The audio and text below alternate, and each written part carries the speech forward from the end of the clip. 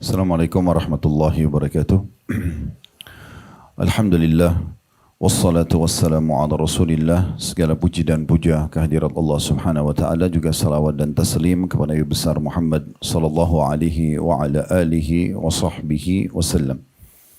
Seperti biasa, Bapak Ibu sekalian, mungkin Bapak-bapak yang hadir juga sebagian, baik offline ataupun online, walaupun jumlahnya sedikit, dan ibu-ibu juga yang online dan offline, rahimani rahimakumullah. Seperti biasa, bila Allah SWT mudahkan, kita akan melanjutkan bedah buku kita, Riyadhus Shalihin, dan yang ditulis oleh Imam Nawawi rahimahullah, dan kita masih dalam masalah bahasan puasa.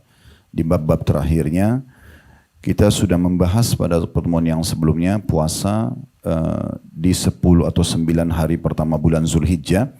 Dan ini terus kami ingatkan karena kita sudah masuk di bulan Zulqa'dah. Setelah Zulqa'dah nanti kita akan masuk dari 1 Zulhijjah sampai 9 Zulhijjah, ada anjuran puasa selama 9 hari.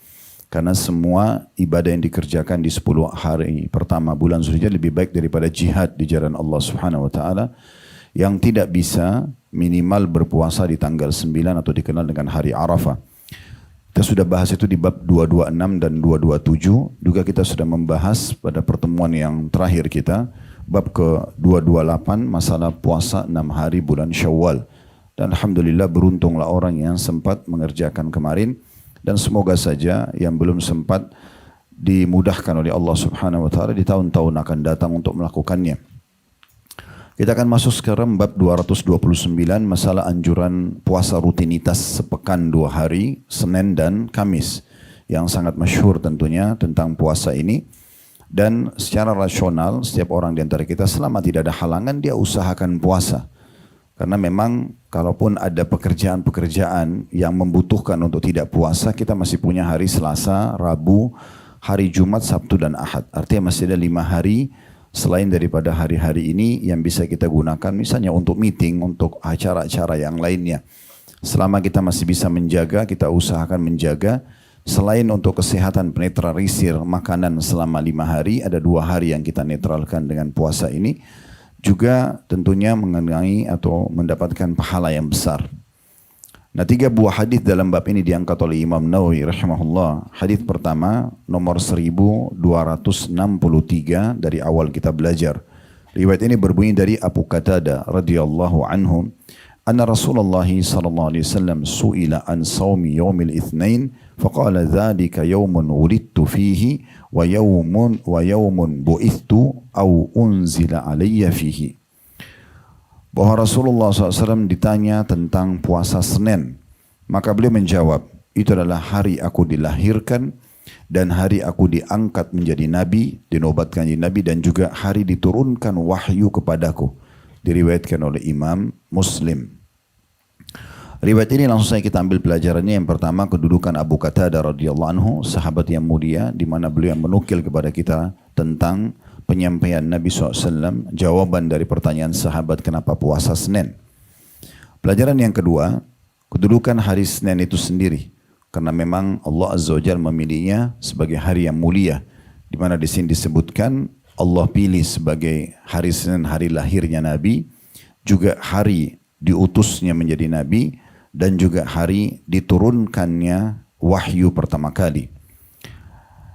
Jadi ini memang ada kedudukan khusus ya hari ini karena kejadian-kejadian tersebut, sehingga Nabi SAW berpuasa gitu ya. Kemudian pelajaran yang ketiga, adanya informasi dari Nabi SAW kalau beliau lahir di hari Senin.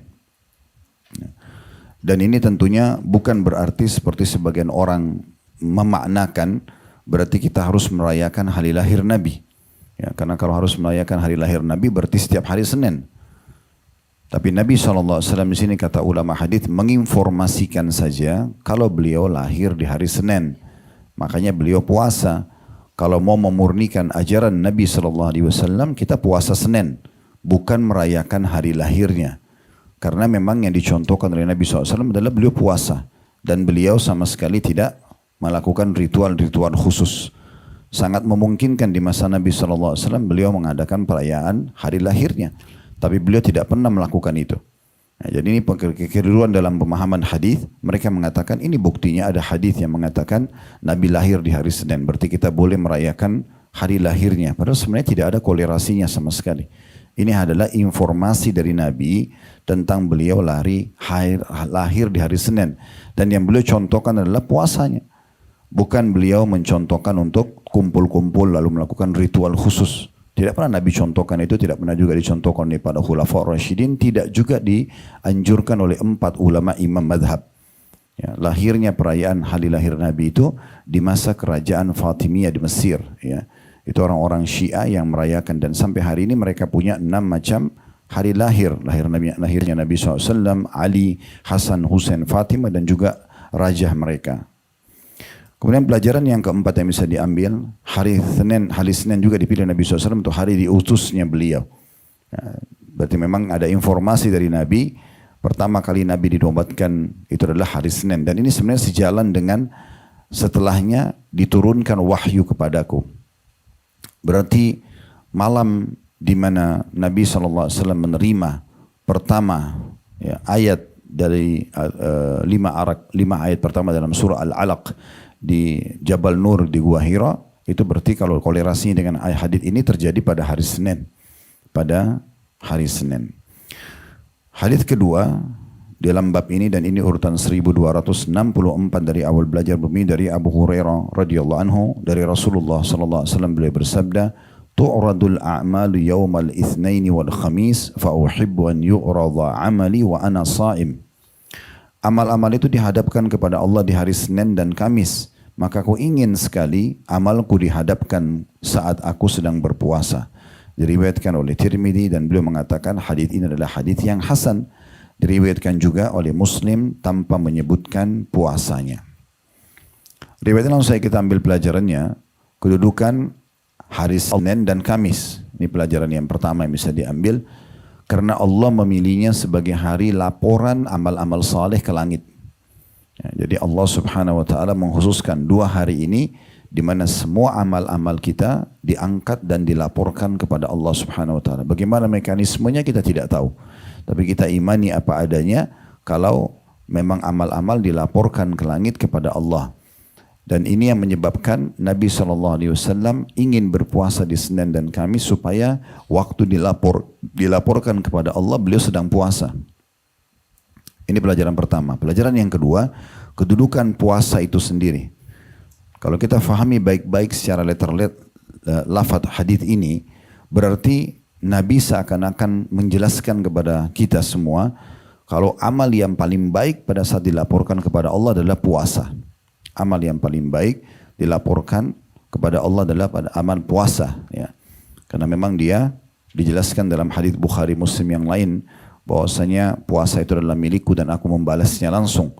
Dalam beberapa riwayat yang lain, semua amal anak Adam sudah ditentukan kadar pahalanya 1 sampai 10 kali lipat, bahkan sampai 700 kali lipat, kecuali puasa. Aku akan membalasnya secara langsung karena dia meninggalkan makanan, minuman, dan syahwatnya karena aku. Berarti memang menandakan setiap kali kita mau cari amal yang paling afdal, maka kita larinya ke puasa. Dan sudah kita jelaskan ya, puasa-puasa sunnah cukup banyak. Kemarin pertemuan yang lalu kita jelaskan 6 hari Syawal, sebelumnya kita jelaskan juga puasa sesuai urutan buku kita ya, yaitu 9 hari pertama bulan Zulhijjah ya. Kemudian juga sebelumnya kita jelaskan tentang puasa bulan Muharram dan bulan-bulan yang dimuliakan gitu ya. Dan juga puasa-puasa yang lainnya, dan bagaimana puasa itu harus betul-betul seseorang menjaga dirinya dari hal-hal yang diharamkan oleh Allah SWT supaya tidak batal puasanya, dari dusta misalnya, kerusakan-kerusakan akhlak ya, atau bahkan melanggar syarat-syarat puasa itu sendiri, misalnya makan dan minum yang tadinya halal tapi lagi puasa batal. Begitu juga dengan biologis yang halal tapi lagi puasa maka batal, dan seterusnya. Sebab itu menandakan kedudukan puasa itu sendiri. Dan ada puasa yang pernah kami singgung, yaitu puasa namanya tatawu, puasa tambahan. Jadi kalau seseorang misalnya hari Selasa, dia Rabu misalnya kayak kita sekarang, dalam kondisi dia sehat, lalu dia merasa, udahlah hari ini saya mau puasa untuk Allah saja. Dia niat begitu dalam hati, boleh dia langsung puasa. Puasa sunnah namanya puasa tatawu, puasa tambahan. Ini sejalan dengan hadis yang Nabi SAW pernah pulang ke rumah beliau, kemudian bertanya pada Aisyah, ada makanan enggak? Waktu itu di pagi hari, di waktu duha. Maka kata Aisyah, tidak ada ya Rasulullah. Kata Nabi SAW, inni idzan sha'im. Kalau begitu hari ini saya puasa saja. Nah puasa ini bukan hari Senin dan Kamis karena rutinitas Nabi Senin Kamis puasa. Ini berarti menandakan memang puasanya puasa tambahan saja. Ini dibolehkan untuk dikerjakan. Hadits ketiga dalam bab kita, dan ini urutan 1265 dari awal belajar, bermula dari Aisyah radhiyallahu anha. Beliau berkata, karena Rasulullah sallallahu alaihi wasallam yataharra shaumal itsnaini wal khamis. Rasulullah SAW sangat memperhatikan puasa di hari Senin dan juga di hari Kamis. Diriwayatkan oleh Tirmidzi dan beliau mengatakan hadits ini adalah hadits yang hasan. Riwayat ini memberikan pelajaran kepada kita yang pertama kedudukan Ummul Mukminin Aisyah radhiyallahu anha, dan kita akan terus saja membela pribadi beliau radhiyallahu anha yang banyak orang-orang Syiah justru mengkafirkan dan menghina dan memfitnah beliau. Ini adalah istri Nabi alaihi salatu wassalam yang mulia, dan secara hukum syar'i selama tidak bercerai di dunia maka akan bersama juga di akhirat gitu ya. Dan menghina serta mencaci maki istri Nabi berarti sebenarnya menghina dan juga mencaci maki Rasulullah sallallahu alaihi wasallam. Sebagaimana mencaci maki juga kedua mertua beliau Abu Bakar sama Umar radhiyallahu anhuma, yang dalam pemahaman Syiah itu dianggap ibadah. Kalau melaknat dan mengkafirkan, bahkan itu asas akidah mereka, maka itu berarti sama, seakan-akan Rasulullah SAW salah dalam memilih mertua. Dan ini pemahaman yang keliru sekali. Oleh karena itu atau sebagian ulama hadis bahkan ada kalau menyebutkan nama Aisyah radhiyallahu anha, selain membuat atau mendoakan ridho Allah kepada beliau, mengatakan bahwasanya kekasih Rasulullah sallallahu alaihi wasallam untuk membantah pemahaman-pemahaman seperti ini. Jadi ini yang pelajaran pertama dari riwayat kita, di mana beliau mengatakan karena Rasulullah SAW yataharra shaumal itsnaini wal khamis. Rasulullah SAW sangat memperhatikan puasa hari Senin dan Kamis. Jadi pelajaran pertama kedudukan Ummul Mukminin Aisyah radhiyallahu anha, kekasih Nabi SAW, yang menyampaikan kepada kita kebiasaan Nabi ini. Dan para sahabat ridwanullah alaihim, kalau mereka ingin mendapatkan informasi tambahan yang terjadi di dalam rumah Nabi, maka mereka datangi Ummul Mukminin atau Ummahatil Mukminin, istri-istri Nabi, terutama Aisyah radhiyallahu anha yang terkenal sebagai wanita yang sangat faqihah, ya, orang yang sangat faham ilmu agama. Pelajaran yang kedua, bahwasanya rutinitas Nabi SAW menjaga puasa Senin dan Kamis. Berarti ini menandakan memang mayoritas waktunya puasa. Tapi bukan mustahil, mungkin ada halangan-halangan yang terjadi kemudian tidak sempat puasa. Itu bisa saja terjadi. Itu bisa saja terjadi. Mungkin karena safar, mungkin karena sakit atau hal-hal yang lainnya. Tapi di sini yang dimaksudkan adalah Rasulullah SAW sangat memperhatikan puasa Senin dan Kamis, maksudnya rutinitasnya. Tidak ada halangan, tidak ada apa-apa, maka berpuasa. Kita masuk sekarang bab baru 230, masih berhubungan dengan puasa, bab anjuran puasa 3 hari setiap bulan. Sebenarnya ini semua adalah hal-hal yang sudah tidak asing buat kita ya, tapi karena urutan buku maka kita selesaikan dan kita baca gitu.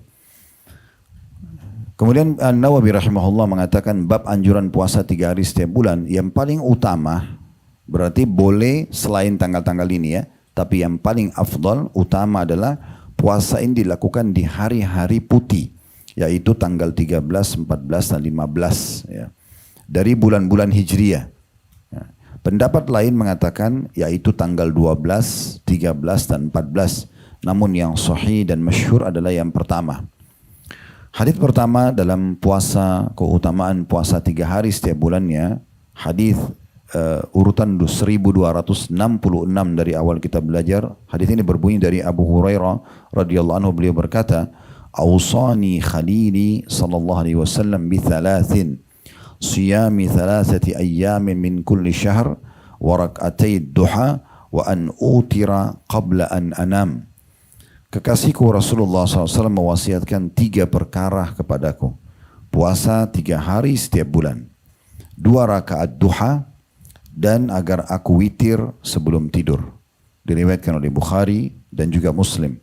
Muttafaqun alaih artinya Bukhari, Muslim ya.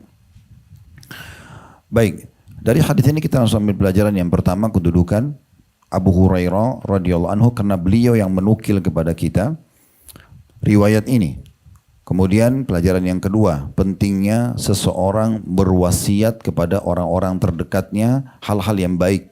Misalnya kita sebagai orang tua berwasiat kepada anak-anak kita. Pasangan berwasiat pada pasangannya misalnya. Atau sahabat pada sahabatnya. Selama wasiat itu adalah hal-hal yang baik. Wasiat ini berarti bisa nasihat, ya, bisa pesan penting, ya. Harusnya kerjakan ini, jangan tinggalkan ini, jangan lakukan itu, ya. Selalu kita ucapkan itu. Selalu kita ucapkan itu. Kemarin subhanallah di hari Rabu di Blok M sempat ada di pekan ketiga kami punya judul Inspirasi Hijrah. Yang datang itu Profesor Dr. Ahmad Tirmizi atau Tarmizi, ya. Hafidahullah. Umur beliau sekarang 60 tahun. Itu sampai dapat rekor memiliki gelar terbanyak di Indonesia. Ada 84 gelar. Semua 12 gelar akademis sudah didapat dan 72 gelar non akademis juga sudah diraih semuanya. Tidak ada satupun gelar yang kecuali sudah diraih oleh beliau gitu, ya. Ya, dan beliau mengatakan waktu saya tanya apa motivasinya, kenapa Anda sampai Pak Prof ini termotivasi untuk menginjal gelar seperti ini. Jadi setiap ada gelar apapun beliau berusaha mencari untuk mendapatkan dan berhasil, semua diakui. Rekor muri, ya, di Indonesia itu. Tidak ada orang Indonesia kayak beliau gitu. Terus dia bilang ini adalah, ya, pengaruh dari ibu saya. Jadi saya waktu kecil selalu ibu saya pegang kepala saya sambil beliau menangis dan ibunya selalu bilang, nak kalau mau jadi orang pintar harus belajar. Jadi saya selalu teringat-ingat itu. Nah ini diantara wasiat namanya, ya. Diantara perkataan dan saran-saran yang baik. Ternyata mungkin ibunya tidak pernah berpikir kalau anaknya akan mencapai tingkat itu, ya. Bahkan dia bilang ibu saya menjanda tidak mau menikah lagi setelah ayah saya meninggal demi untuk mengurus kami anak-anaknya. Dan akhirnya membuat kami berprestasi. Dan beliau berprestasi seperti itu, ya. Walaupun sebenarnya ada satu pesan penting setelah beliau hijrah dan sudah mulai mengenal kajian-kajian agama gitu, ya. Beliau mengatakan, tapi Ustaz, kalau dipertemukan antara semua gelar ini, 84 gelar, dan bisa diganti dengan satu gelar saja, saya akan ganti. Saya bilang gelar apa Pak Prof? Dia bilang gelar sebagai Al-Hafidh, maksudnya hafal Quran. Kalau saya bisa hafal Quran selesai, saya nggak mau semua gelar ini. Dan dia wasiatkan jemaah yang hadir, dia bilang kalau saya masih punya peluang seperti kalian duduk dalam majelis ilmu seperti ini agama, saya mau mengulangi hidup saya supaya saya mulai ikut dalam majelis ilmu, ya. Itu wasiat beliau yang sangat baik gitu, ya. Berarti menandakan memang setelah prestasi tertinggi dalam urusan dunia pun beliau mengatakan sebenarnya itu semua tidak ada nilai dibandingkan majelis ilmu agama, ya. Dan itu satu poin penting. Artinya ini tiba-tiba terlintas di benak saya karena bicara masalah wasiat. Di sini Rasulullah SAW mewasiatkan Abu Hurairah, ya, untuk tidak meninggalkan amal ini. Sebenarnya Nabi sudah sampaikan kepada sahabat-sahabat. Tapi di saat Nabi SAW melihat Abu Hurairah ini orang yang lebih peduli lagi dengan agama, maka beliau wasiatkan secara khusus, ya. Pelajaran yang ketiga, pentingnya orang menganggap dan menjadikan Rasulullah SAW sebagai kekasihnya. Baik sudah ketemu atau belum. Diambil dari potongan Khalili. Khalil itu artinya kekasih, ya. Dan memang seharusnya seorang muslim menjadikan Allah dan Rasulnya itu adalah kekasih dia nomor satu. Baru kemudian pindah ke pasangan hidup, orang tua, anak-anak dan seterusnya, ya. Tapi yang nomor satu adalah semua yang berhubungan dengan Allah Subhanahu wa taala. Apapun yang Allah perintahkan, maka kita dahulukan dari semua keinginan makhluk, dan apapun yang Allah larang kita tinggalkan, ya, walaupun itu bertolak belakang dengan orang-orang yang kita cintai dari makhluk itu sendiri. Begitu juga dengan Rasulullah sallallahu alaihi wasallam. Apa saja kita usahakan untuk bisa mendahulukan ini, ya. Karena memang ini kedudukannya sangat tinggi, ya. Ada satu pengusaha di kota Madinah bercerita kejadian nyata gitu, ya. Dia lagi kebetulan ada di tokoh dia di dekat Masjid Nabawi di salah satu hotel yang besar di sana. Lalu masuklah satu orang jemaah umrah berasal dari Turki. Melihat barang-barang dagangannya, kemudian tiba-tiba jemaah itu berkata, dia bilang, apakah kamu orang Saudi? Ditanya pemilik toko itu. Dia bilang iya. Apa kau dari penduduk Madinah? Dia bilang iya. Terus tiba-tiba orang dari Turki itu tarik nafas dalam, kata pemilik tokonya, dia seakan-akan ada sesuatu yang dia kekang yang dia ingin sampaikan. Lalu kemudian pemilik toko bilang, ada apa? Dia bilang, bisa nggak? Ada nggak jalan supaya saya bisa bolak-balik datang ke dua masjid mulia ini, Mekah dan Madinah, Masjid Haram Mekah dan Masjid Nabawi tanpa rumit. Karena saya sekarang selalu kalau urus visa saya harus tunggu. Bisa nggak saya setiap saat kalau saya lagi rindu saya tinggal berangkat? Maka kata yang punya toko, bisa. Tapi syaratnya kamu memiliki izin tinggal di sini. Kalau kamu mau, kata pemilik toko, padahal tidak saling kenal ini, baru ketemu. Lalu pemilik toko mengatakan, kalau kamu mau saya sponsori. Ya, syarat-syaratnya seperti ini. Maka tiba-tiba terjadilah kesepakatan. Ya, udah dikasihlah surat-suratnya. Kata pemilik toko itu, saya urus kurang lebih selama 3 bulan, lalu saya kirimkan data-data itu ke Turki ke dia. Setelah saya tiba di sana dia datanglah. Akhirnya dia bisa bolak-balik per 2 bulan, 3 bulan sekali, sebulan sekali, seminggu sekali. Dia pokoknya kapan dia ingin balik ke Madinah sama Mekah dia tinggal balik gitu. Dan sponsornya ini sudah kadang-kadang ketemu, kadang-kadang tidak dia bilang. Satu waktu kata sponsornya saya diundang ke Turki. Dan saya tidak sangka ternyata orang itu adalah orang kayanya Turki. Orang paling kaya yang ada di Turki. Dia punya hotel-hotel, punya perusahaan besar. Dan ternyata dia itu tidak keberatan menjadi status sebagai pegawai di orang ini. Walaupun dia tidak bekerja gitu ya. Semua itu tujuannya hanya karena ingin dan merindukan 2 masjid yang mulia. Salah satu bentuk cinta kita kepada Allah, kita rindu kepada Ka'bah. Rumah Allah SWT, rindu untuk beribadah kepada Allah, tawaf, sa'i, berdoa, sujud, berzikir di sana. Dan juga merindukan Masjid Nabawi. Untuk kita datang salam kepada Nabi SAW, sholat di masjid beliau. Ini salah satu tanda-tanda cintanya seseorang. Maka kata yang punya sponsor, yang mensponsori orang Saudi, dia bilang setelah itu saya dimuliakan di Turki, lalu saya pulang. Beberapa waktu sudah itu, tiba-tiba saya ditelepon oleh pengurus Masjid Haram Mekah. Ditelepon lalu dia bilang, kamu Fulan bin Fulan? Dia bilang iya. Apa kamu mensponsori seseorang dari Turki yang bernama Fulan? Kata dia iya. Kata orang yang telepon dia, sekarang kamu harus segera ke Masjidil Haram di Mekah. Dia bilang saya pun naik mobil saya menuju ke Mekah. 3-4 jam sampai. Begitu saya sampai ternyata orang Turki yang disponsori itu meninggal pada saat lagi tawaf. Ditemukan dan dia bilang saya melihat sendiri pada saat jenazahnya lagi ditaruh itu dalam kondisi senyum ya meninggalnya. Dan saya telepon kepada keluarganya di Turki, mereka bilang memang selalu dalam doanya dia mau meninggal di Masjidil Haram itu, dan Allah kabulkan, akhirnya disolati di Masjidil Haram dan dikubur di Mekah. Tapi memang ini harus menjadi salah satu keutamaan dalam hidup kita, bagaimana kita mencintai Al-Quran, mencintai sholat, mencintai semua jenis ibadah, karena bentuk cinta seseorang pada orang lain adalah dia patuh, dia taat ya. Percuma kita mengatakan saya cinta sama Allah tapi kita selalu banyak pelanggaran. Atau kita melalaikan perintah-perintahnya Allah. Termasuk amalan sunnah. Percuma kita mengatakan cinta kepada Rasulullah SAW, kita tidak jaga kemurnian ajarannya. Kita tidak menjaga sunnah-sunnah beliau. Baik itu yang hukumnya wajib secara fikih ataupun yang sunnah secara fikih gitu ya. Itu contohnya. Jadi memang perlunya seseorang mendahulukan ini ya. Ada sebuah riwayat di mana seorang Arab Badui dalam riwayat yang sahih berkata, ya Rasulullah, saya tidak punya banyak amal. Salat saya pas-pasan, puasa, ibadah iya, tapi enggak maksimal. Enggak semua ibadah saya bisa kerjakan, tapi saya bermodalkan mencintai Allah dan Rasulnya. Maka kata Nabi SAW, engkau bersama dengan orang yang engkau cintai. Maksudnya nanti udah selesai urusanmu. Di akhirat Allah pasti akan berikan kau yang terbaik. Saya pun akan menolong kamu. Karena kau mencintai Allah dan Rasulnya. Maka kata Anas bin Malik, seorang sahabat Nabi yang mendengarkan hadis ini, dia bilang, tidak ada hadis Nabi SAW yang lebih kami sukai dibandingkan hadis ini. Karena aku mencintai Rasulullah, aku mencintai Abu Bakar, aku juga mencintai Umar, dan aku berharap dengan cinta itu aku akan bersama dengan mereka di surga walaupun amalku belum mencapai amal mereka.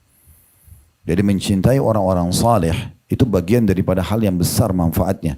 Karena mereka bisa menolong kita nanti di akhirat. Kita akan bersama dengan mereka walaupun amal kita belum tentu sama dengan mereka. Nah ini termasuk bagian daripada potongan ini. Jadi kita sudah mengambil 3 pelajaran sekarang. Yang pertama kedudukan Abu Hurairah radhiyallahu anhu, yang kedua pentingnya mewasiatkan atau memberikan saran-saran, ide ya yang positif kepada orang-orang. Kita tidak pernah tahu, mungkin saran itu diamalkan sehingga kita panen pahalanya. Dan yang ketiga, pentingnya seseorang atau bolehnya orang mengambil kekasih, tetapi kasih yang paling utama adalah Allah dan Rasulnya, baru kemudian dari kalangan manusia gitu ya. Kemudian selanjutnya wasiat pertama Nabi SAW kepada Abu Hurairah adalah puasa setiap hari dalam 1 bulan, 3 hari dalam setiap bulannya. Dan ini yang menjadi judul bab kita. Pelajaran keempat, kedudukan puasa setiap hari, 3 hari setiap bulannya. Ya. Dan tadi sudah dijelaskan oleh Imam Nawawi rahimahullah di awal pembukaan sebelum bahas hadis, yang paling afdal tanggal 13, 14 dan 15. Biasanya ini bulan purnama. Kalau kita lihat bulan purnama terang, nah itu pas di pertengahan bulan Hijriah. Makanya dibilang puasa hari-hari putih, karena terang sekali di saat itu ya. Dan bulan juga terlihat besar. Nah ini yang menjadi saksi bahasan kita, puasa 3 hari berturut-turut ya, diniatkan sunnah. Dan ini tadi juga di pembukaan Imam Nawawi mengatakan ada yang berpendapat 12, 13, 14. Ada juga yang mengatakan boleh tanggal-tanggal lain kalau memang di hari-hari itu dikhawatirkan kita punya udzur. Misalnya ibu-ibu haid ya, atau kita tahu tanggal itu nanti bertepatan kita safar, boleh kita pilih 789, 21, 22, 23, intinya kita pilih dalam 1 bulan 3 hari.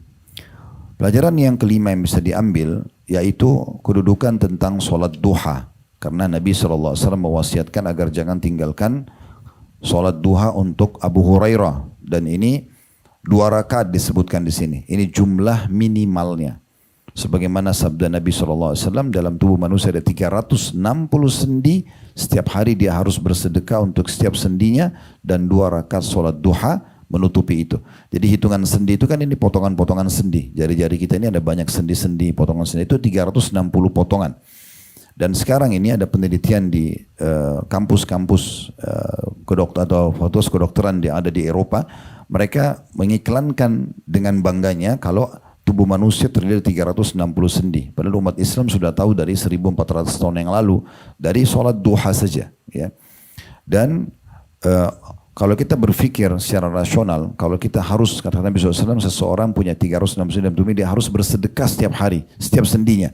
Kalau kita hitung sendi itu 1 juta rupiah saja, berarti kita harus sedekah 360 juta tiap hari supaya kita sehat. Ya. Tapi subhanallah 2 rakaat sholat duha sudah menutupi hal tersebut. Pelajaran ke-6, dan ini wasiat Nabi SAW yang ketiga, yaitu witir sebelum tidur. Khilaf di antara ulama tentang masalah mana lebih afdal, witir sebelum tidur atau witir sesudah tidur. Dan ada juga hadis Nabi SAW pernah tanya kepada Abu Bakar, kapan kamu witir? Abu Bakar mengatakan sebelum tidur. Lalu Nabi SAW tanya Umar, kapan kamu witir? Umar mengatakan di pertengahan atau akhir malam. Maka Nabi SAW tunjuk Abu Bakar seraya mengatakan orang ini mengambil agamanya dengan ketegasan, kehati-hatian. Dan ditunjuk Umar, Nabi SAW mengatakan orang ini mengambil agamanya dengan ketegasan. Jadi dua-duanya Nabi puji. Nah, mana yang lebih baik nih? Ulama akhirnya menyimpulkan bahwasanya kalau seseorang bisa bangun di akhir malam itu lebih afdal. Kalau dia bisa bangun di akhir malam itu lebih afdal. Dia takhirkan, dia terlambatkan sholatnya karena itu masuk di sepertiga malam di mana waktu yang paling mulia. Mustajab doa. Sementara kita tahu di rakaat terakhir witir ada doa kunut. Ya. Dan kalau ada orang, misal dia khawatir nggak bangun, bukan rutinitasnya sholat tahajud. Mayoritas malamnya tidak bisa dia sholat malam. Mungkin dalam 1 bulan cuma dihitung 3-4 kali dia sholat malam, 3-4 hari, 5-6 hari, 1 minggu, sisanya dia bolong gitu ya. Maka orang seperti ini lebih afdal dia witir sebelum tidur. Setelah sholat ba'diyah isya, dia witir. Ya. Itu pelajaran yang bisa diambil dari perkataan Abu Hurairah, dan aku witir sebelum tidur. Hadits kedua di bab kita ini, hadits nomor 1267 dari awal belajar, berbunyi dari Abu Darda radhiyallahu anhu, beliau berkata, "Awsani habibi bi thalathin lan ad'unna ma ishtu bi siyami thalathati ayyam min kulli syahr wa salati duha wa bi alla anama hatta utir." Sesungguhnya kata Abu Darda radhiyallahu anhu, kekasihku Rasulullah SAW mewasiatkan kepadaku 3 perkara yang tak akan pernah aku tinggalkan selama aku hidup. Yang pertama puasa 3 hari setiap bulan, yang kedua 2 rakaat duha, dan juga agar aku tidur sebelum sholat witir. Diriwayatkan oleh Muslim. Riwayat langsung yang kita ambil pelajaran, yang pertama kedudukan Abu Darda radhiyallahu anhu, di mana beliau mewasiatkan atau menyampaikan wasiat Nabi SAW kepada beliau untuk kita. Pelajaran kedua mirip dari pelajaran dari hadis sebelumnya, ya, bolehnya dan adanya anjuran orang berwasiat. Orang berwasiat, ya, berikan pesan-pesan baik. Dan ini juga perlu dititik beratkan, ya, dan jangan pernah berwasiat hal buruk. Misalnya kita ajarkan orang kalau mau ke karaoke itu lewat sana, tunjukin alamatnya, atau kita tunjukin tempat-tempat maksiat, itu jangan. Atau berbagi pengalaman dosa. Ada orang begitu, temannya belum pernah berzina, lalu dia motivasi, nggak apa-apa, saya juga dulu begitu. Misal, dia ajarkan sesuatu yang buruk. Akhirnya selama orang itu kerjakan, dia akan dapat dosanya. Ya, jadi kalau orang tanya alamat karaoke, diskotik, nggak usah. Tanya orang lain, jangan saya. Ya. Kalau masjid, majelis taklim, orang tanya alamat rumah keluarganya untuk silaturahim, oke, silakan. Pelajaran ketiga, di sini perhatikan ada 2 bahasa Arab digunakan. Di hadis yang pertama tadi 1266, khalili, kekasihku. Ini maknanya juga sama. Di riwayat yang kedua habibi. Sama kurang lebih maknanya, tapi khalil itu lebih khusus lagi. Ya, khalil itu lebih khusus lagi. Tapi dua-duanya bermakna kekasih gitu, ya. Kemudian pelajaran yang selanjutnya yang keempat adalah, ini mirip dengan tadi, wasiat, ya. Atau pelajaran keempat di dalam riwayat Abu Darda adalah pentingnya seseorang istiqomah, konsisten. Kalau kita sudah tahu satu ibadah, kita sudah kerjakan, jangan ditinggalkan. Usahakan kita terus rutin kerjakan. Karena di sini Abu Darda bilang apa? Lan ada'hunna ma ishtu. Perhatikan bahasa Arab kalau pegang buku, ya. Lan, lam sama nun. Jadi dalam bahasa Arab itu ada 3 kata-kata la yang bermakna tidak tapi punya 3 macam ragam. Yang pertama la seperti huruf hijaiyah, ya, itu artinya tidak. Kalau lam sama mim, lam bacanya, itu artinya tidak pernah. Kalau lan, lam sama nun artinya tidak akan pernah. Berarti betul-betul lebih penekanan. Nah, perhatikan Abu Darda gunakan dalam bahasa Arab. Lihat lafaz hadisnya, lan ada'hunna ma ishtu. Saya tidak akan pernah tinggalkan selama saya hidup. Berarti bertekad untuk menjaga sebuah ibadah dan tidak meninggalkannya, ini bagian daripada hal yang perlu dilakukan, ya. Karena dengan kita bertekad, kita betul-betul komitmen, maka akan membuat kita tidak akan meninggalkannya. Banyaknya orang puasanya, sholat malamnya, kadang-kadang tidak, karena tidak berkomitmen, tidak bertekad. Tidak menganggap itu sesuatu yang penting gitu, ya. Sama dengan membaca Al-Quran, sama dengan yang lainnya, ya. Ini sayang banget. Ada banyak orang subhanallah kalau mendapatkan isi WA dari teman yang dia hormati, dia buru-buru ingin buka, dia buru-buru ingin tahu. Tapi begitu terlintas aplikasi Al-Quran, ayat Al-Quran seakan-akan tidak penting buat dia. Bahkan kalau dia temukan dari manusia dalam bahasa yang berbeda pun, tapi dia hormati manusia itu, mungkin dia akan cari penterjemah segera untuk bisa mengetahui isinya. Al-Quran di depan mata aplikasi dilewat, di skip selalu.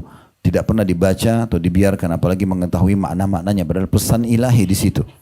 Ini juga penting untuk digarisbawahi. Kemudian wasiat pelajaran yang selanjutnya ini sudah sama saja, ya. Masalah puasa 3 hari setiap bulannya, kemudian sholat duha, ya, dan juga tidur witir sebelum tidur.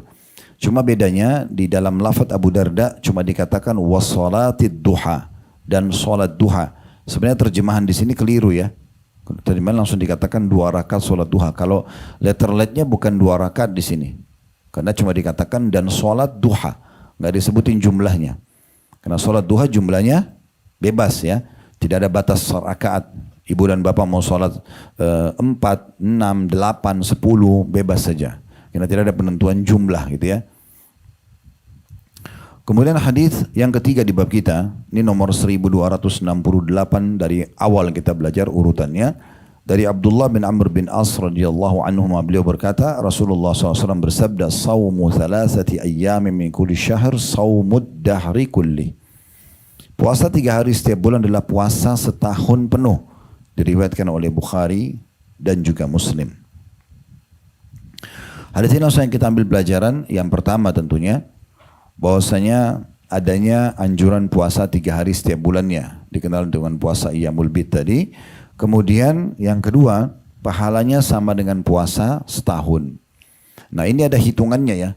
Bagaimana bisa kita tahu pahala 3 hari setiap bulannya itu adalah pahala setahun?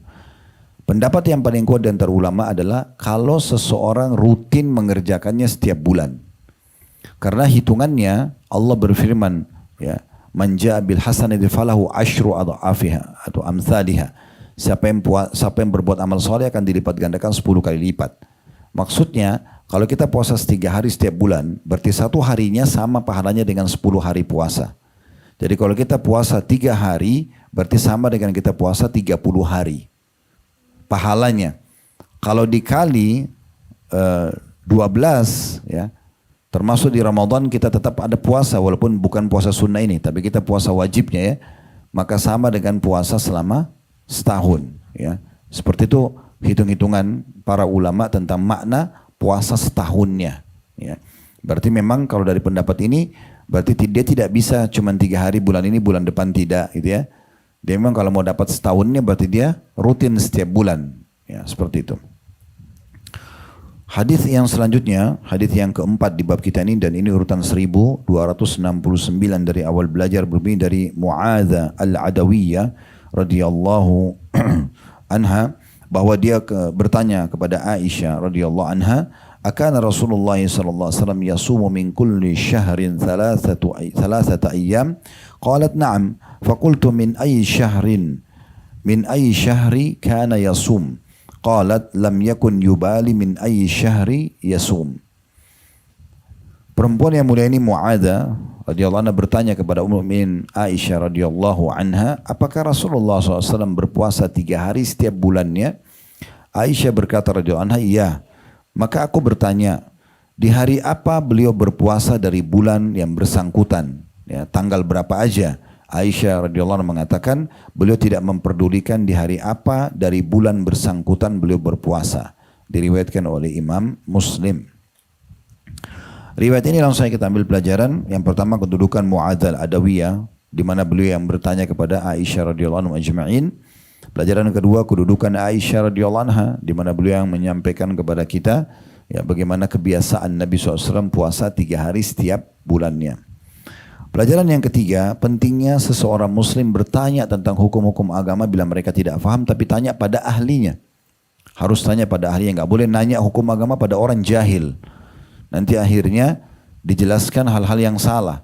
Berapa banyak dalam hidup kita karena kita salah tanya orang, akhirnya diberikan jawaban dan kita amalkan sekian tahun, padahal sebenarnya itu keliru. Makanya harus tanya kepada ahlinya gitu ya. Di sini ya Mu'adzah radhiyallahu anha bertanya kepada orang yang tepat, guru yang tepat, Aisyah radhiyallahu anha, karena memang orang-orang pada bertanya kepada beliau gitu ya.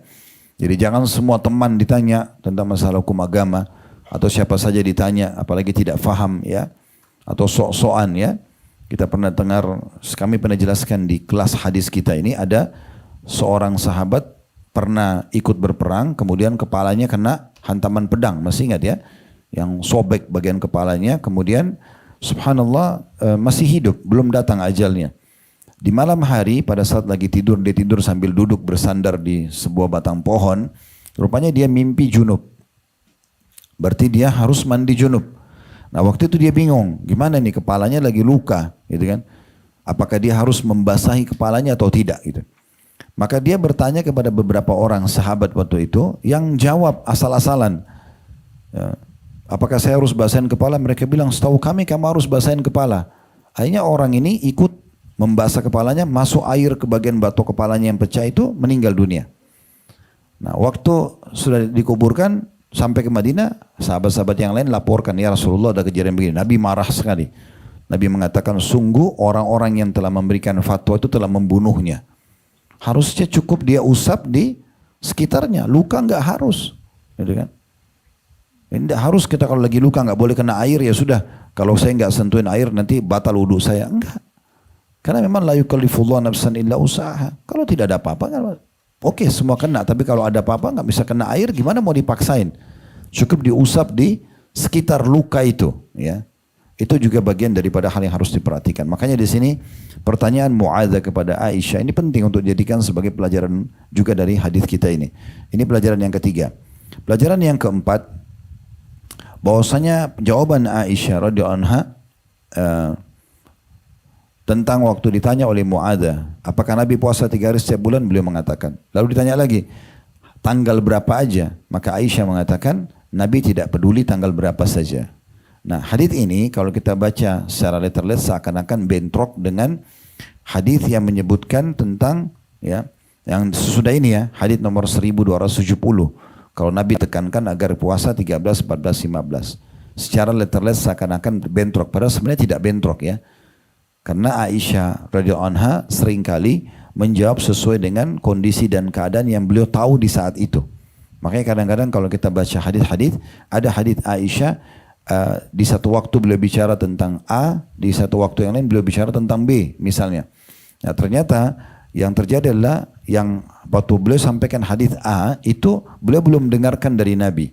Beliau baru dengar atau lihat dari Nabi. Nanti setelah kejadian yang lain di waktu yang berbeda, di tempat yang berbeda mungkin, lalu beliau mendapatkan informasi baru dari Nabi baru beliau sampaikan. Nah, ini tidak bentrok sebenarnya. Awal sama yang terakhir. Ya, tinggal kita menerima riwayat yang terakhirnya. Jadi sebenarnya Aisyah pada saat bilang Nabi SAW ya, tidak peduli tanggal berapa aja puasa bisa memiliki 2 makna. Makna yang pertama, sebenarnya Nabi berpuasa kapan beliau mampu. Ya. Dan Aisyah tahunya itu. Ya. Atau memang bermakna yang kedua, sebenarnya Nabi SAW fokus ke puasa 13, 14, 15. Cuman memang Aisyah ingin memberikan gambaran kepada Mu'adzah ini, kapan saja kamu bisa boleh kamu puasa. Ya, karena Nabi tidak pernah mengharuskan di tanggal 13, 14, 15 untuk memudahkan kepada Mu'adzah ini. Yang penting kamu puasa saja setiap bulannya. Nah, seperti itu memahaminya. 3 buah hadis yang terakhir dalam bab ini. Kita sudah bahas 4 hadis, sekarang kita masuk hadis kelima di bab ini ya, dan ini urutan 1270 dari awal kita belajar bumi dari Abu Dzar radhiyallahu anhu. Beliau berkata, Rasulullah SAW bersabda, "Idza sumta minasyahri thalathan fasum 13 wa 14 wa 15." Bila kamu berpuasa 3 hari dalam sebulan, maka berpuasalah di hari 13, 14 dan 15.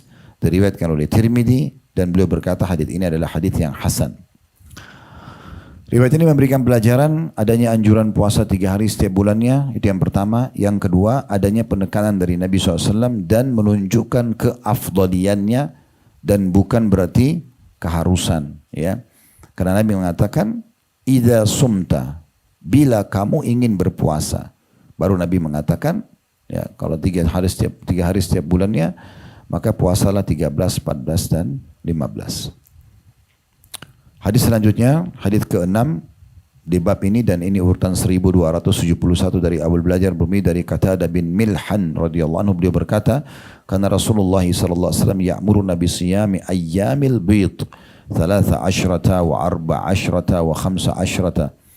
Rasulullah SAW memerintahkan kami agar berpuasa di hari-hari putih, yaitu hari ke-13, 14 dan 15. Diriwayatkan oleh Abu Daud. Langsung ambil pelajarannya saja. Yang pertama, kedudukan Qatadah bin Milhan radhiyallahu anhu, di mana beliau menukil kepada kita wasiat Nabi ini. Pelajaran yang kedua, bahwasanya adanya anjuran puasa 3 hari setiap bulan di hari-hari putih. Tadi sudah kita katakan, dikatakan hari putih karena bulan sangat terang di waktu itu. Ya. Yaitu tanggal 13, 14 dan 15 dari bulan-bulan Hijriah. Oleh karena itu kita perlu menandahi di kalender kita di handphone atau ada aplikasinya atau mungkin yang di rumah, ya beli kalender yang ada tanggal Hijriahnya supaya tidak melupakan masalah ini. Dan jangan lupa ya, afdaliyah itu berarti lebih besar pahalanya, lebih Allah cintai. Selama kita bisa dapat lebih afdal, maka jangan ambil yang di bawahnya itu ya, kecuali darurat sekali. Contoh sholat awal waktu, misalnya contoh ya. Atau misalnya kita dapatkan sholat duha yang paling afdal, misalnya yang jumlahnya rakaatnya paling banyak. Maka kita tidak bisa mempertemukan, kalau ada yang bisa kerjakan 4 dengan yang 2, tetap kita katakan 4 lebih afdal. Yang bisa kerjakan 8, kita katakan 8 lebih afdal. Yang bisa 12, kita katakan 12 yang lebih afdal. Nah, selama ada afdal, kita selalu usahakan mencari yang lebih afdal itu ya. Nanti ini ada Idul Adha, kurban. Maka tetap kita akan cari hewan yang terbaik misalnya. Nah itu lebih afdal. Maka jangan kita anggap ya sudahlah saya ambil yang biasa aja. Padahal punya kemampuan untuk ambil lebih afdal. Karena afdal itu berarti lebih besar pahalanya. Ya, dan kita tidak pernah tahu kadar besarnya pahala itu sendiri. Hadis terakhir di bab kita ini, dan ini tentunya hadis yang ke-7 ya di bab ini, dan dari awal kita belajar urutannya 1271. Berbunyi dari Ibnu Abbas radhiyallahu anhu, beliau berkata, karena Rasulullah SAW la yuftiru ayyamal bidhi fi hadarin wala safar. Rasulullah SAW tidak berbuka di hari-hari putih, baik ketika ada di rumah maupun ketika bepergian. Diriwayatkan oleh An-Nasai dengan sanad hasan. Riwayat ini memberikan pelajaran yang pertama kedudukan Ibnu Abbas radhiyallahu anhuma, di mana beliau yang menukil kepada kita tentang kebiasaan Nabi ini, gitu ya. Bahwasanya Nabi tidak pernah batalin, tidak pernah berhenti puasa 3 hari setiap bulannya, baik mukim atau musafir.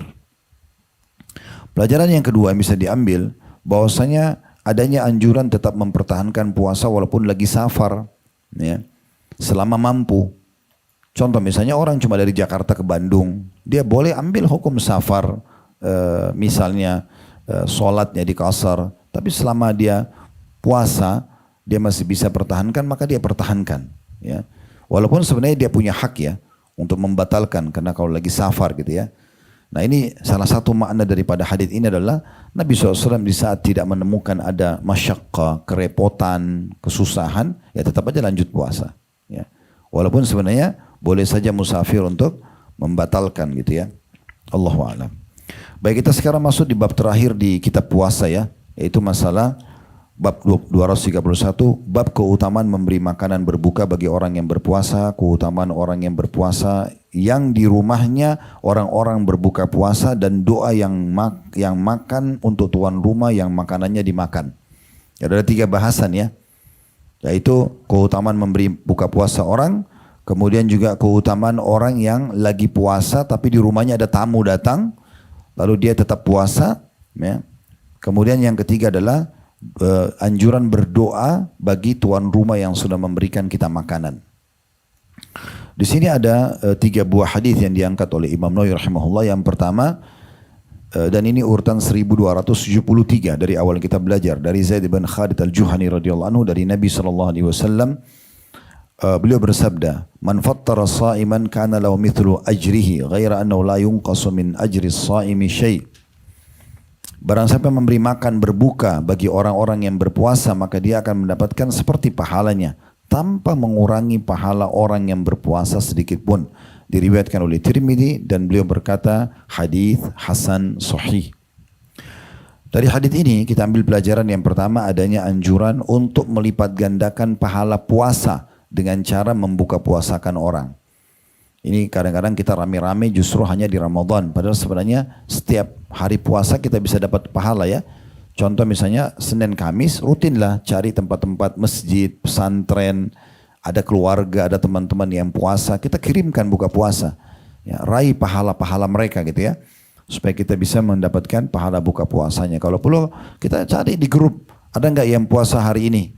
Kemudian kalau ada yang menyebutkan atau kita tahu memang rutinitasnya mereka puasa, kemudian kita coba kirimkan buka puasa apa saja yang kita mampu ya. Yang penting kita jangan sampai kehilangan pahala buka puasa orang gitu ya. Jadi jangan cuma di Ramadan tapi selain Ramadan. Ya, kenapa ada banyak orang tidak peduli dengan ini? Saya bilang kebanyakan orang terkurung dengan definisi sunnah secara fikih tapi bagian keduanya. Masih ingat ya? Karena definisi fikih adalah secara fikih sunnah itu adalah mengerjakan dapat pahala, meninggalkan tidak berdosa. Selalu mereka terkurung dengan tidak berdosa. Kenapa tidak puasa sunnah? Kenapa tidak sholat duha? Kenapa tidak sholat malam? Kenapa tidak baca Quran? Kan cuma sunnah. Memang sunnah kenapa? Ya kan tidak dosa kalau tidak dikerjakan. Mereka ambil potongan terakhir dari definisi sunnah itu. Padahal sebenarnya potongan awal definisi mengerjakannya mendapatkan pahala. Kenapa kita tidak ambil potongan pertamanya? Kenapa ambil potongan yang keduanya? Sehingga selalu akumulasi nanti ya, banyak amal sunnah yang kita tinggalkan. Oleh karena itu tetap kita kerjakan. Ya termasuk ini ya. Coba mencari di Senin Kamis orang-orang yang puasa, kita lalu buka puasakan mereka. Selanjutnya, tentu itu pelajaran pertama bisa diambil, membuka puasakan orang, pahalanya besar. Kemudian yang kedua, ya, adanya anjuran kita sendiri juga ya berpuasa gitu ya. Kita sendiri juga berpuasa, walaupun misalnya kita bisa meraih pahala orang puasa, tapi itu juga lebih afdal kalau diikuti dengan berpuasanya. Hadis kedua di bab kita ini urutan 1274 hadis dari awal belajar, berbunyi dari Ummu Umarah Al-Ansariyah radhiyallahu anha, anna Nabiy sallallahu alaihi wasallam dakhala 'alaiha faqaddamat ilaihi ta'ama faqala kuli faqalat inni sha'imah faqala Rasulullah sallallahu alaihi wasallam inna as-sha'ima tusalli 'alaihi al-malaikatu idza ukila indahu hatta yafragu wa rubbama qala hatta yashba'u.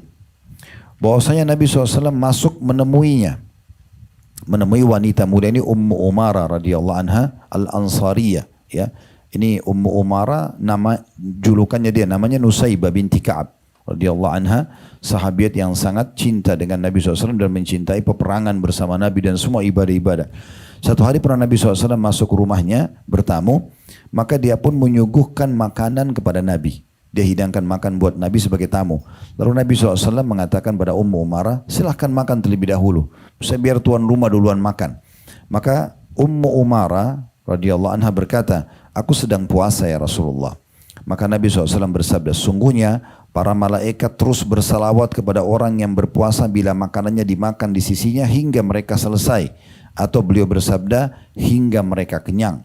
Diriwayatkan oleh Tirmidzi dan beliau berkata hadis ini adalah hadis yang hasan. Riwayat yang kita ambil pelajaran yang pertama, kedudukan Ummu Umarah Al-Ansariyah radhiyallahu anha, karena beliau yang menukil kepada kita tentang prosesi kejadian ini ya, bagaimana Rasulullah bertamu di rumahnya dan seterusnya. Pelajaran yang kedua, bahwasanya pentingnya seorang muslim menziarahi muslim yang lain. Tapi di sini bukan berdua-duaan. Nabi bukan berduaan dengan Ummu Umarah. Maksudnya Nabi mendatangi rumahnya sementara tentu rumahnya ada banyak orang. Karena ada hadis Nabi SAW yang melarang laki-laki dan perempuan berduaan yang bukan mahram. Dan Nabi SAW tidak akan melanggar itu. Ya. Jadi maksudnya adalah Nabi mendatangi rumah Ummu Umarah bukan berduaan. Tetapi beliau bersama dengan orang-orang dan juga Ummu Umarah bersama dengan keluarganya.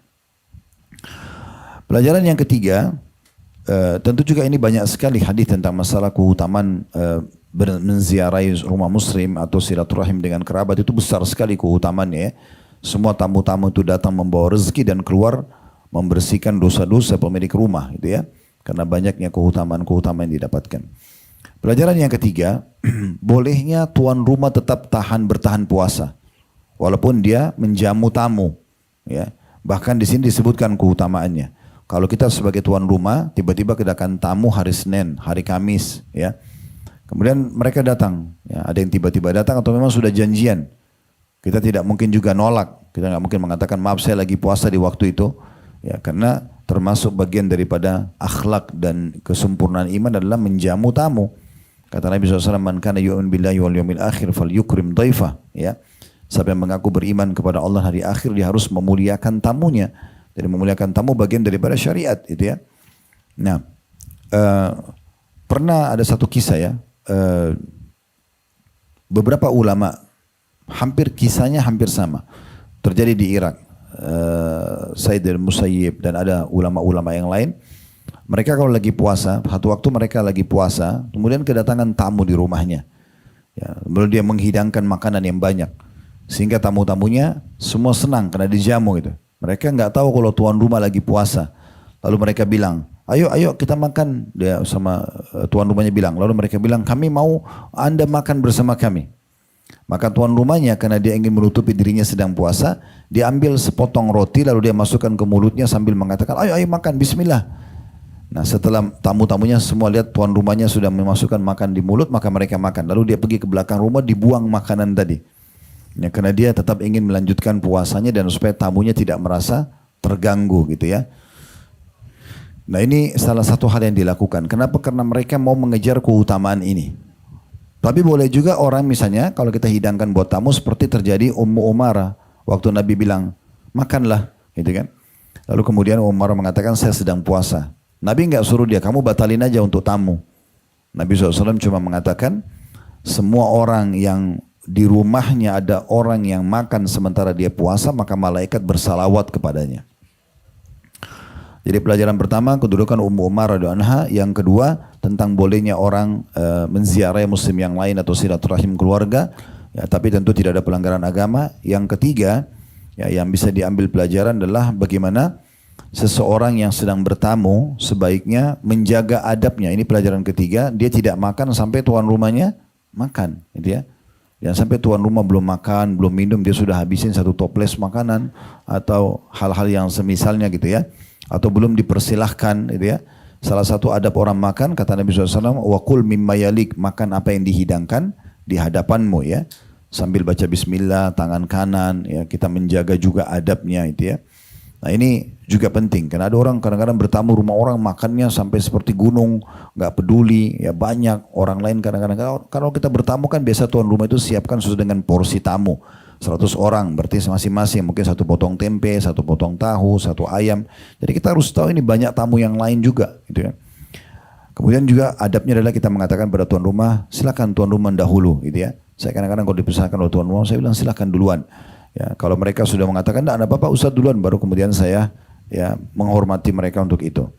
Pelajaran yang keempat, bolehnya orang yang puasa untuk mengatakan saya sedang puasa.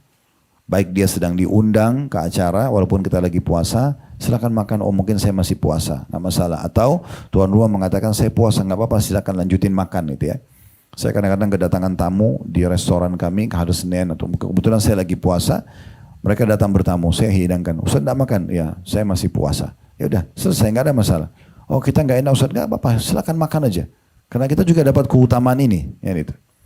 Pelajaran yang kelima, adanya salawat malaikat, dan salawat malaikat maksudnya adalah Allah mengizinkan malaikat untuk mendoakan kebaikan. Salawatnya malaikat maksudnya malaikat mendoakan kebaikan buat pemilik rumah yang tetap menjamu tamu walaupun sedang puasa. Gitu.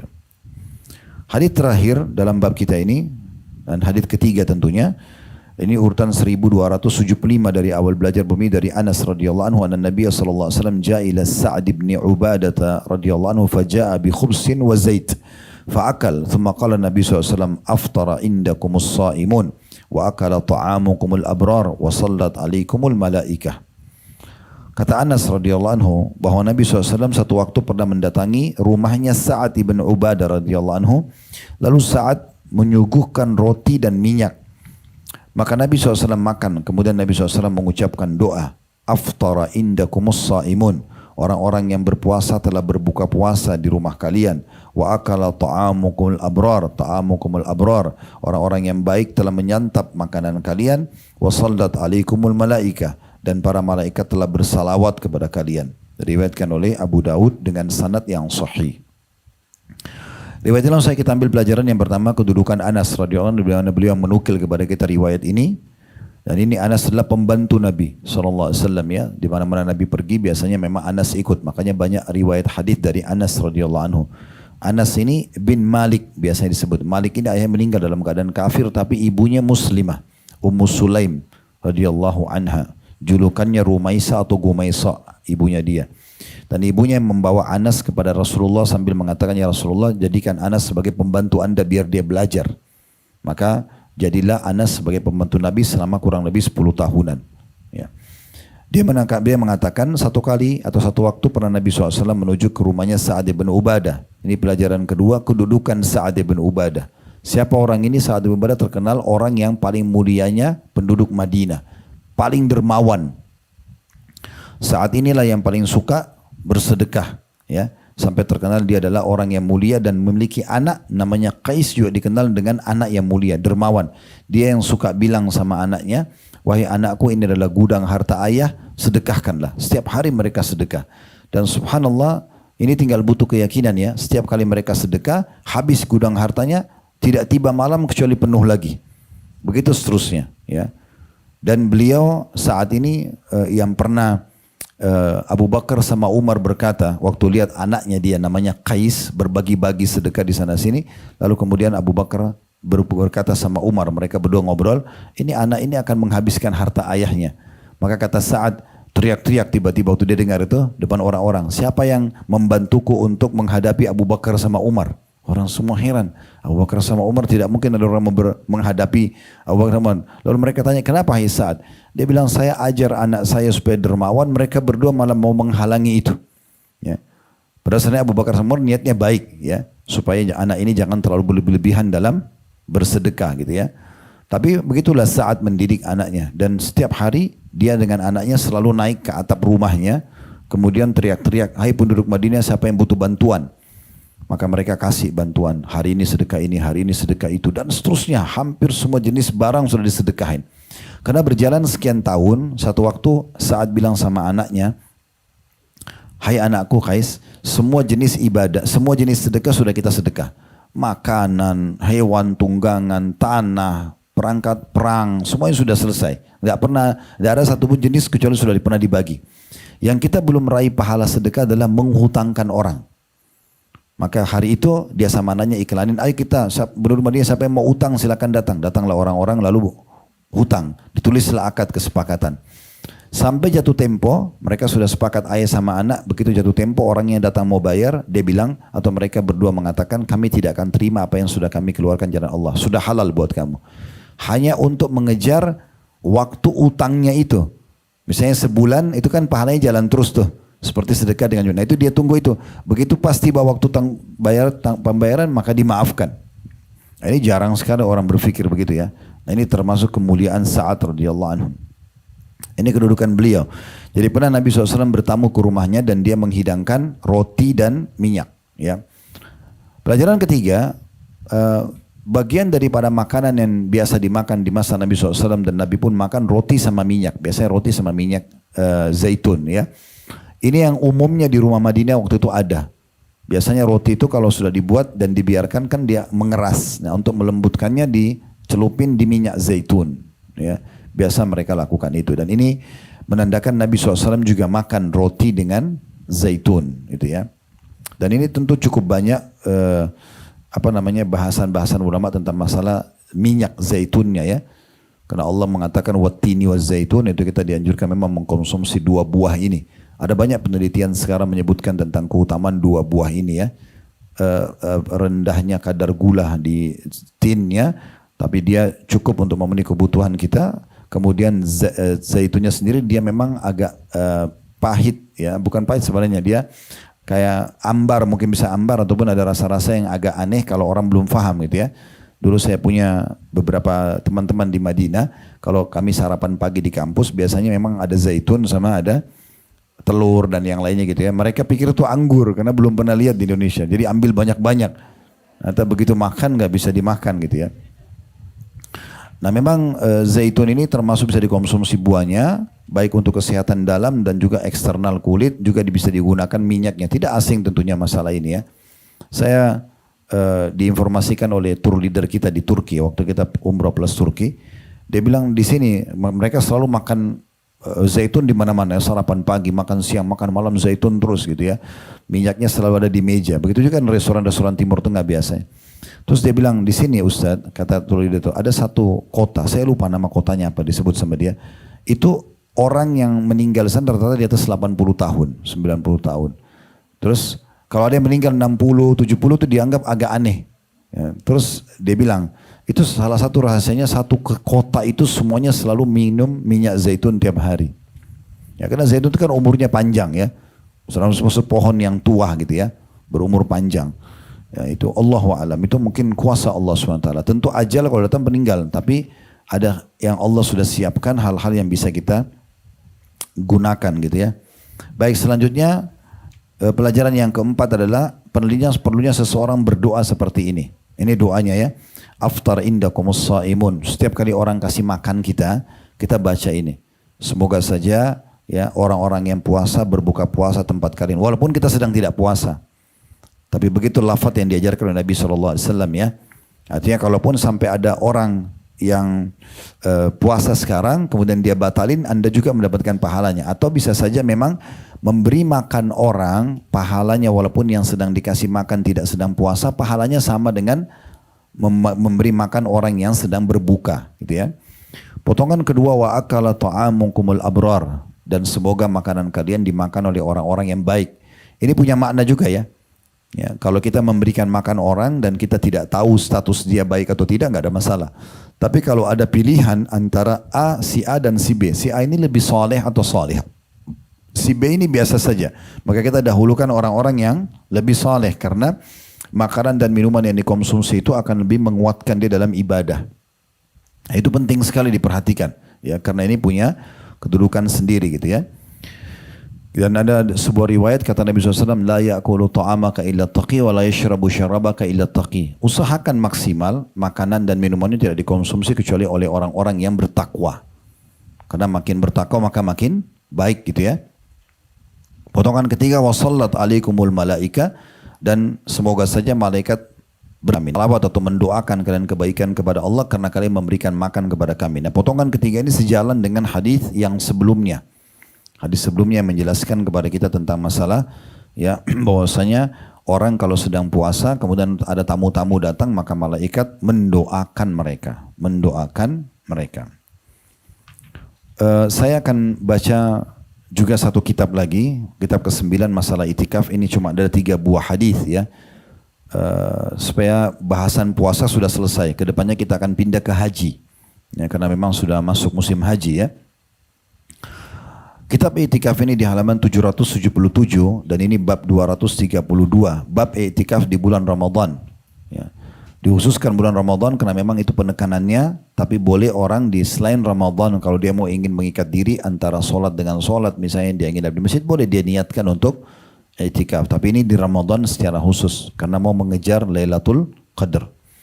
3 buah hadis di sini. Hadis yang pertama di bab ini urutan 1276 dari awal belajar berbunyi dari Ibnu Umar radhiyallahu anhu, beliau berkata, karena Rasulullah SAW ya'takiful ashral awakhirah min Ramadan. Rasulullah SAW biasa beriktikaf di 10 terakhir Ramadan. Hadis ini riwayat Bukhari dan juga Muslim. Hadis ini langsung kita ambil pelajaran. Yang pertama kedudukan Ibnu Umar radhiyallahu anhuma, di mana beliau menukil kebiasaan Nabi SAW ini kepada kita. Pelajaran yang kedua, bahwasanya Rasulullah SAW beritikaf di 10 terakhir Ramadan. Dan itikaf yang paling afdal di 10 terakhir adalah mulai puasa, mulai malam 21, berarti puasa 20. Ada juga ulama mengatakan puasa 19 malam 20. Mulai itu sampai selesai sholat Idul Fitri. Sampai selesai Id, ya. Jadi orang yang mau sempurna itikafnya seperti itu. Kalau tidak bisa maka malam-malam mana yang kita bisa, kita mengikat diri di masjid, intinya sebenarnya ibadah kepada Allah subhanahu wa ta'ala. Bisa fokus di malam-malam ganjil misalnya ya. Hadis kedua nomor 1277 dari awal belajar berbunyi dari Aisyah radhiyallahu anha. Anna Nabiya sallallahu alaihi wasallam kana ya'takiful ashral awakhir min Ramadan hatta tawaffahu Allah ta'ala thumma i'taqafa azwajuhu min ba'dihi. Bahwa Nabi SAW biasa beriktikaf di 10 terakhir Ramadan hingga Allah Ta'ala mewafatkan beliau. Kemudian para istri beliau beriktikaf sepeninggal beliau. Muttafaqun alaih atau Bukhari, diriwayatkan oleh Bukhari dan Muslim. Riwayat ini memberikan pelajaran yang pertama, kedudukan Ummul Mukminin Aisyah radhiyallahu anha, kekasih Rasulullah sallallahu alaihi wasallam, di mana beliau yang menyampaikan kepada kita tentang kebiasaan Nabi ini. Pelajaran yang kedua, bahwasanya Nabi SAW ya mayoritas waktunya beriktikaf. Di sini bahasa biasa berarti memang mayoritas waktunya, bukan berarti seterusnya gitu ya. Beliau iktikaf 10 terakhir Ramadan. Ada riwayat lain yang mengatakan beliau selalu 10 hari sampai di tahun terakhir beliau meninggal itu beliau iktikaf selama 20 hari. Pelajaran yang ketiga, bahwasanya bolehnya para istri juga atau wanita untuk iktikaf, tapi tentu ada syarat-syarat yang disampaikan oleh para ulama itu ya. Yang pertama, dia bukan musafir, dalam arti kata dia mukim ya, sehingga tidak perlu ada safar dengan mahram, kecuali kalau sedang safar umroh di Mekah itu lain, itu safar umroh perjalanan ibadah ini ada yang membolehkan gitu ya. Tapi kalau misalnya dari Jakarta iktikafnya di Bandung, iktikafnya di mana gitu ya, itu sebaiknya di kotanya dia saja ya. Jadi memang bukan saatnya safar-safar di 10 terakhir Ramadan, saatnya untuk ibadah gitu ya. Kemudian yang kedua, aman dari segala macam fitnah. Artinya masjidnya teratur dengan rapi, akhwatnya ditutup dengan tirai, kemudian juga aman ke kamar mandinya dan segala macam. Itu semuanya termasuk poin-poin yang harus diperhatikan. Dan yang ketiga tidak kalah penting, tidak terbengkalai kewajibannya dan ada izin walinya. Istri izin suami, anak-anak izin orang tuanya gitu ya. Dan jangan terbengkalai. Di sini kenapa dikatakan dan setelah Nabi Allah SWT mewafatkan Nabi, para istri Nabi i'tikaf. Apa maknanya? Berarti selama Nabi ada, istri Nabi belum i'tikaf. Karena masih ada kewajiban di rumah. Walaupun suaminya i'tikaf. Karena satu waktu suami tiba-tiba pulang. Atau misalnya ada kewajiban yang lain seperti mengurus rumah, mengurus anak-anak, ini jangan sampai terbengkalai. Hadis terakhir di bab kita ini, dan ini hadis ketiga di bab ini tentunya, dan ini urutan 1278 dari awal belajar berbunyi dari Abu Hurairah radhiyallahu anhu. Beliau berkata, karena Nabi SAW ya'takifu fi kulli ramadhana 10 ayyam falamma kana al-'amu alladhi qubida fihi i'takafa 20 yawma. Biasa Nabi SAW beritikaf selama 10 hari di setiap Ramadan, tapi di tahun beliau wafat beliau itikaf selama 20 hari. Diriwayatkan oleh Bukhari.